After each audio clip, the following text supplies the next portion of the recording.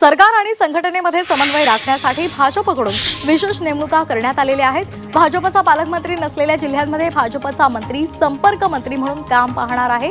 एकनाथ शिंदेंचा बालेकिल्ला असलेल्या ठाण्यामध्ये भाजपकडून गणेश नाईक यांच्यावर जबाबदारी देण्यात आली आहे। उपमुख्यमंत्री अजित पवार पालकमंत्री असलेल्या जिल्ह्यांमध्येही भाजपकडून संपर्क मंत्री नेमण्यात आलेले आहेत। बीडमध्ये पंकजा मुंडे तर छत्रपती संभाजीनगरमध्ये अतुल सावे संपर्क मंत्री असतील। भाजपच्या कार्यशाळेला अनेक आमदार गैरहजर होते। या गैरहजर आमदारांना याचं स्पष्टीकरण द्यावं लागणार आहे, असे निर्देश मुख्यमंत्री देवेंद्र फडणवीसांनी दिले। उमेश पाटलांनी पुन्हा राष्ट्रवादीमध्ये पक्षप्रवेश केलेला आहे। अजित पवार यांच्या उपस्थितीमध्ये पक्षप्रवेश पार पडला। विधानसभा निवडणुकीदरम्यान राष्ट्रवादी शरदचंद्र पवार पक्षाचे उमेदवार राजू खरे यांच्यासाठी मोहोळ मतदारसंघात उमेश पाटलांनी काम केलं होतं। कृषी मंत्री माणिकराव कोकाटे यांचं व्हॉट्सअप अकाउंट हॅक करण्यात आलेलं आहे। पीएम किसान योजनेच्या बनावट ॲपच्या माध्यमातून व्हॉट्सअप हॅक झाल्याची माहिती समोर आली आहे। कोकाटे यांचं व्हॉट्सअप हॅक झाल्याचं लक्षात येताच तातडीनं ॲप डिलीट करण्यात आलं। मुंबई वेगानं विकसित होत असून महापालिकेचा अर्थसंकल्प हा मुंबईकरांना दिलासा देणारा आहे, अशी प्रतिक्रिया उपमुख्यमंत्री एकनाथ शिंदेंनी दिली आहे। मुंबई भ्रष्टाचारातून मुक्त करण्याचा सरकारचा प्रयत्न असून पालिकेच्या अर्थसंकल्पात कोणतीही करवाढ दरवाढ आणि भुर्दंड लादलेला नाही, असंही त्यांनी म्हटलंय। मुंबईचा अर्थसंकल्प हा मुंबईकरांच्या स्वप्नांना गती देणारा आहे, असं वक्तव्य मंत्री आशिष शेलार यांनी केले। अर्थसंकल्पात मांडण्यात आलेल्या सोयी सुविधा प्रत्यक्षात उतरवण्यासाठी प्रयत्न करणार असल्याचंही त्यांनी म्हटलंय। मुंबई महापालिकेच्या अर्थसंकल्पावरून आदित्य ठाकरेंनी भाजप आणि अदानींवर निशाणा साधलाय। अर्थसंकल्पात व्यावसायिक गाळे दुकानांवर मालमत्ता कर लावला, आता प्रत्येक झोपडीवरही कर लावतील, अशी प्रतिक्रिया आदित्य ठाकरेंनी दिली आहे। तर हा अदानी कर असल्याची टीकाही त्यांनी केली आहे। महाराष्ट्राच्या निवडणुकीमध्ये घोटाळा झाला असून या संदर्भात निवडणूक आयोगाला उत्तर द्यावं लागेल, असं वक्तव्य जितेंद्र आव्हाड यांनी केले।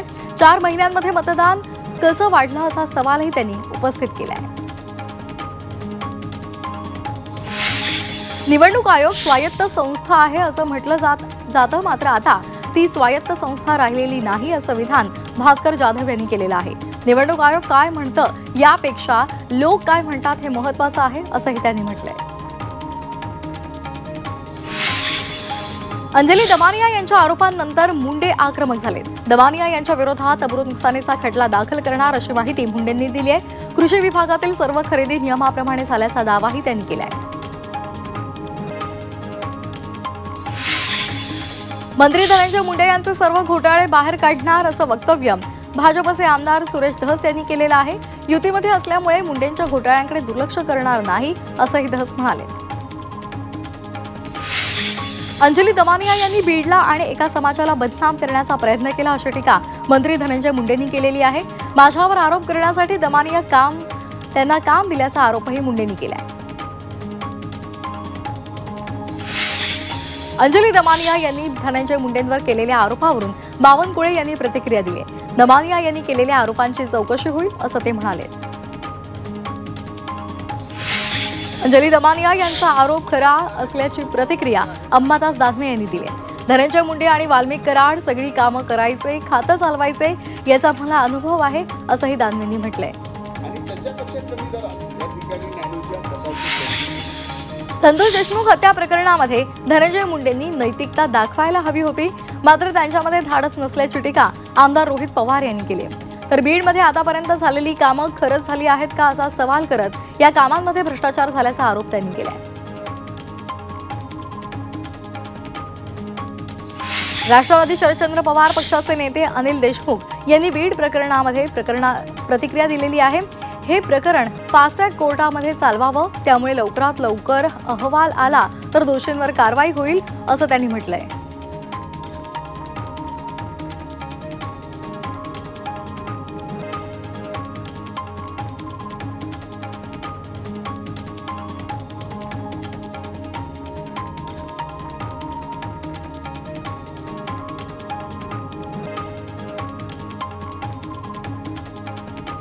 आर्थिकरित्या सक्षम असलेल्या महिलांनी मुख्यमंत्री लाडकी बहीण योजनेचा लाभ सोडावा, असं आवाहन अकोल्याच्या जिल्हा महिला आणि बालविकास अधिकाऱ्यांनी केलेलं आहे।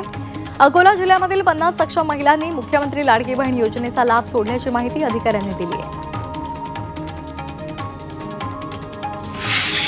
लाडक्या बहिणींच्या घरी चारचाकी असेल तर त्यांना आता मुख्यमंत्री माझी लाडकी बहीण योजनेचा लाभ सोडावा लागणार आहे असे आदेश देण्यात आलेले आहेत। याची पडताळणी पर्यवेक्षिका अंगणवाडी सेविका करणार आहेत। पुण्यामध्ये 21,11,991 बहिणींनी या योजनेसाठी अर्ज केलेले होते। यापैकी चारचाकी असलेल्या बहिणी आता अपात्र ठरणार आहेत। बावनकुळेंनी लाडकी बहीण योजनेवरून प्रतिक्रिया दिली आहे। घरी चारचाकी असणाऱ्या बहिणींवर कारवाई वगैरे होईल असं वाटत नाही, मात्र ज्यांच्याकडे पैसे आहेत त्यांनी योजना सरेंडर केली तर बरं होईल असं त्यांनी म्हटलंय। भिवंडीमध्ये 12 लाख रुपये किमतीचा 25 किलो गांजा जप्त करण्यात आला। या प्रकरणी निजामपूर पोलिसांनी एकाला ताब्यात घेतलंय। आरोपीला मिल्लतनगर इथून सापळा रचत पोलिसांनी अटक केली आहे। जनशताब्दी तेजस मंगळुरू एक्सप्रेस या ठाणे आणि दादर पर्यंतच धावणार आहे। सीएसएमटी स्थानकातील फलाटाच्या विस्तारीकरणाच्या कामामुळे हा निर्णय घेण्यात आलाय। या 3 गाड्यांचा प्रवास 28 फेब्रुवारीपर्यंत ठाणे आणि दादर या स्थानकांपर्यंत सीमित राहील। एहलिया टोळीनं गेल्या 1.5 ते 2 वर्षांमध्ये 25हून अधिक वाघांची शिकार केली आहे। त्यातून जवळपास 7 कोटींचा व्यवहार या टोळीनं केलेला आहे। यातील सर्वाधिक वाघ हे गोंदिया, बल्लारपूर, राजुरा, ब्रह्मपुरी इथल्या परिसरातले आहेत। मध्य रेल्वेच्या खडवली स्थानकादरम्यानचे रेल्वे फाटक तासनतास उघडत नसल्यामुळे नागरिकांना नाहक त्रास सहन करावा लागतोय। 4 ते 5 लोकल आणि एक्सप्रेस गाड्या गेल्यानंतरच हे फाटक उघडतं।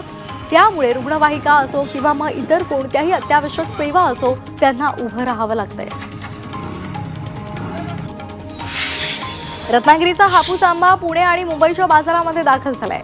आंबे खरेदीसाठी नागरिक सुद्धा गर्दी करतायत। सध्या आंब्याचे दर 21,000 रुपये पेटी आहे। आंबे सर्वसामान्यांच्या आवाक्याबाहेर असल्यामुळे खरेदीला अल्प प्रतिसाद मिळतोय। राज्यातील शेतकऱ्यांसाठीच्या विविध योजना सुविधांची माहिती आता एकाच पोर्टलवर मिळणार आहे। त्यासाठी राज्य शासनानं विशेष ॲप तयार केलंय। एक खिडकी योजनेच्या धर्तीवर हे ॲप शेतकऱ्यांना सर्व माहिती एकाच ठिकाणी मिळवून देईल। रायगडच्या अलिबागमध्ये पांढरा कांदा बाजारामध्ये दाखल झालाय। त्याची विशिष्ट चव आणि औषधी गुणधर्मामुळे या कांद्याला मागणी जास्त होते। यंदा पांढरा कांदा बाजारामध्ये उशिरानं आलाय। अवकाळी पावसाचा या कांदा पिकाला फटका बसलेला आहे, त्यामुळे याचं अपेक्षित असं उत्पादन निघालं नाही। मुंबईतील 5 विभागांमधील पाणीपुरवठा आजपासून 2 दिवस बंद असेल। तानसा ते मुंबई नव्या जलवाहिनीतून पाणीपुरवठा सुरू केला जाणार आहे। त्यासाठी दोन्ही जुन्या जलवाहिन्यांमधील पाणीपुरवठा खंडित करण्यात येणार आहे। हे काम 30 तास चालणार आहे, त्यामुळे या दरम्यान मुंबईतील काही भागातील पाणीपुरवठा खंडित केला जाणार आहे। साईबाबा संस्थानातील कर्मचाऱ्यांच्या कामाच्या वेळेमध्ये बदल करण्याचा मोठा निर्णय साई संस्थाननं घेतलेला आहे। संस्थानामधील कर्मचाऱ्यांची पहाटे 4 वाजताची ड्युटी सुरू व्हायची, ती आता सकाळी 6 वाजता सुरू होणार आहे। शिर्डीमधील दुहेरी हत्याकांडानंतर साई संस्थाननं हे मोठं पाऊल उचललंय। शिर्डी दुहेरी हत्याकांड प्रकरणानंतर शिर्डी पोलीस आता सतर्क झालेत। शहरातील मटका आणि आकडा त्याचबरोबर पेढ्यांवर आता कारवाई करण्याला त्यांनी सुरुवात केलेली आहे। छापेमारी सुद्धा केली आहे। विखे पाटलांच्या आदेशानंतर अवैध व्यवसायांवर कारवाई केली जाते। सोन्यानं विक्रमी दर गाठलेला आहे। सोनं आणि चांदीच्या दरात मोठी वाढ झाली आहे। सोन्याचे भाव 85,700 रुपये प्रति तोळा तर चांदीचे भाव 93,900 रुपये प्रति किलो पर्यंत पोहोचलेले आहेत। ऐन लग्न सराईमध्ये भाव वाढ झाल्यामुळे ग्राहकांना फटका बसणार आहे।